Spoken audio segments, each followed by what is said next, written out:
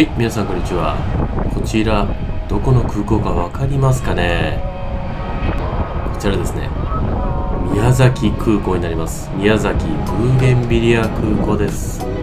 こちらの展望デッキには、C90 キングエアが置かれています。これはですね、昔航空大学校が使っていた航空機になります。以前 3.11 の際に被災した航空機なので、その傷跡が生々しく残っています。皆さんもぜひ宮崎ブーゲンビリア空港に訪れた際は、この展望デッキから C90 来てみてください。ちょうどピーチの A320 が離陸します。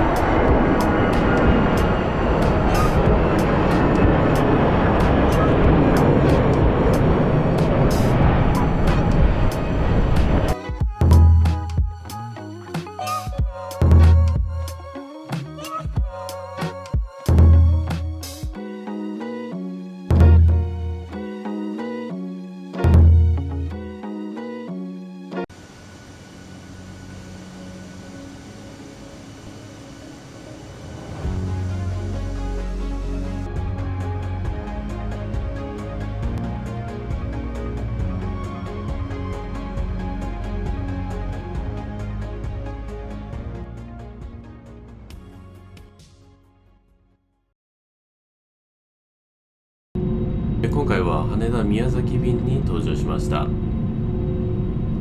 久しぶりに羽田から客席に乗って離陸するわけなんですけど、この日はですね、意外と出発航空機が多かったですね。